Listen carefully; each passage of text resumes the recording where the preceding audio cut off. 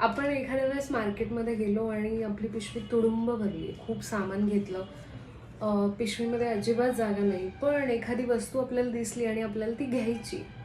बरं, आता ती घ्यायची असेल तर पिशवीतलं काहीतरी काढून ठेवावं लागेल, बरोबर ना? आपल्या नात्यांमध्ये ना असंच आहे, किंवा आपल्या आयुष्यामध्ये सुद्धा ना असंच आहे. आपल्याला वाटत राहतं की प्रत्येक वेळी माझ्याकडून काहीतरी सुटून चाललंय, प्रत्येक वेळी माझ्या हातातून काहीतरी निघून चाललंय, निसटून चाललंय. ही गोष्ट मला मिळत नाहीये, मिळाली नाही, ही व्यक्ती माझ्या आयुष्यातून निघून गेली, ह्या गोष्टी माझ्या आयुष्यातून निघून गेल्या. पण ह्या सगळ्या मागे ना हे नेचर, हे युनिवर्स आपल्या आयुष्यात नवीन गोष्टी येण्यासाठी योग्य जागा करतं.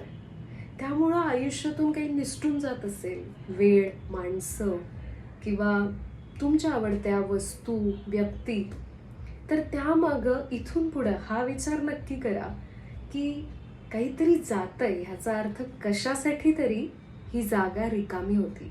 त्यामुळे त्या रिकाम्या झालेल्या जागेसाठी ना खूप मनापासून धन्यवाद द्या.